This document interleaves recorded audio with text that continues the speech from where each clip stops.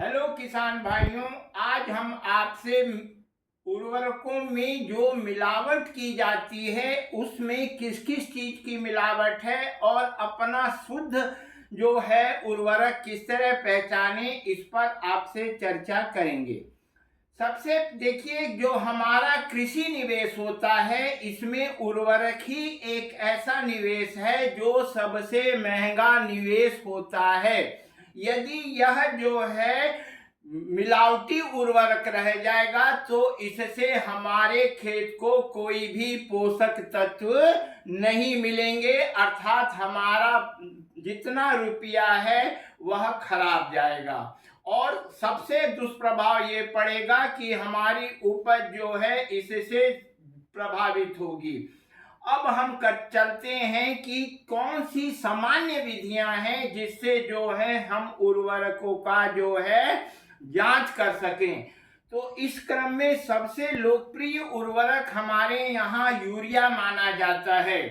Urea की जांच करने के लिए सबसे पहले जो है यूरिया जो है एक चमकदार दानेदार एक समान जो है इसके गोले होते हैं, इससे पहचान की जाती है। और क्योंकि यह 46% पर ही इसके गोले फॉर्मेशन होते हैं, इसलिए इसको जो है गोला देखकर, चमकदार देखकर जो है हम उर्वरक की जांच कर सकते हैं। नंबर 2, यदि हम एक गिलास पानी में एक मुट्ठी यूरिया डाल देंगे तो उसका तापक्रम जो है एकदम नीचे गिर जाएगा, अर्थात वह पानी एकदम ठंडा हो जाएगा। मिलावटी रहेगा तो इस प्रकार का कोई लक्षण नहीं आएगा।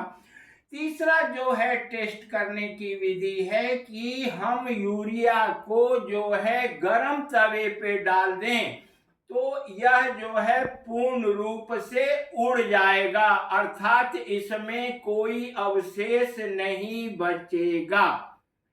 अब इसी क्रम में हम दूसरा उर्वरक डीएपी पर आपसे वार्ता करते हैं, क्योंकि सबसे किसानों में महत्वपूर्ण जो है डीएपी होता है, जिसको डाई अमोनियम फॉस्फेट कहते हैं।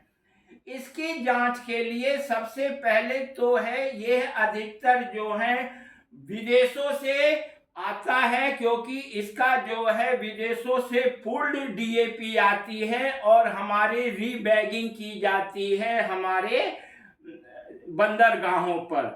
अच्छा, इसका दाना लें तो बहुत कठोर होगा, इसको यदि हम निकालना चाहें तो नहीं निकलेगा।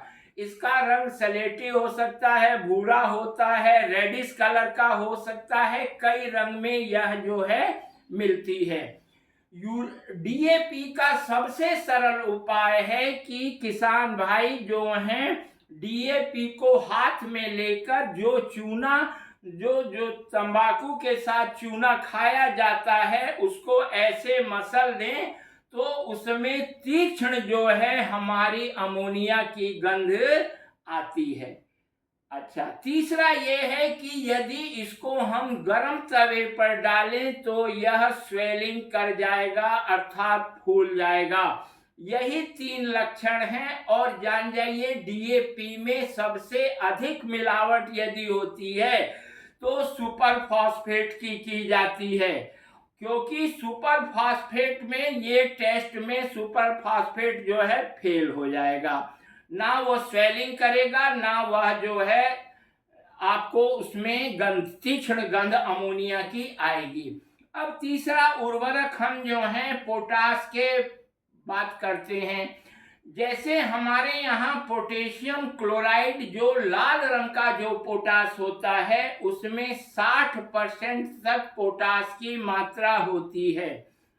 यदि हम पोटाश को लें, क्योंकि पोटाश जो है हमारे यहाँ विदेशों से ही आईपीएल द्वारा जो है आयातित किया जाता है, यदि इसको पानी में डालेंगे तो इसमें जो है लाल, जैसे पानी के ऊपर लाल मिर्चा डाल दिया जाए तो यह जो है ऊपर ऊपर तैरता रहता है।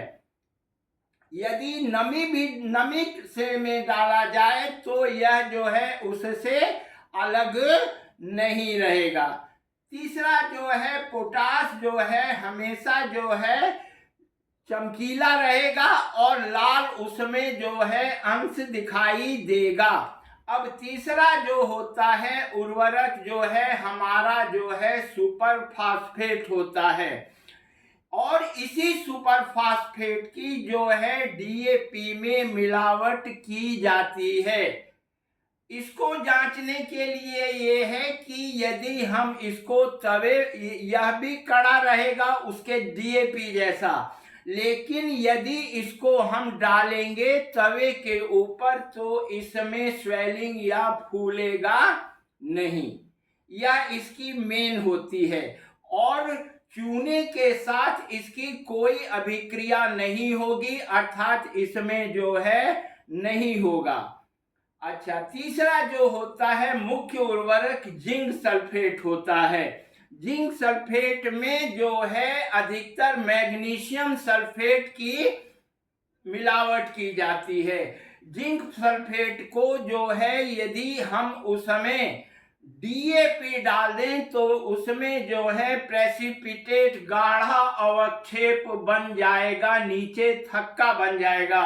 अच्छा, दूसरा टेस्ट इसके लिए जिंक सल्फेट के लिए किया जाता है। यदि मैग्नीशियम सल्फेट मिला है तो उसमें डाइल्यूट कास्टिक सोडा डाला जाता है, तो वह जो है माड़ के रंग का जो है अवक्षेप होगा। यदि इसी को कंसंट्रेट कास्टिक सोडा का सॉल्यूशन हम इस्तेमाल करेंगे, सांद्र सॉल्यूशन इस्तेमाल करेंगे, तो वह एकदम घुलनशील हो जाएगा।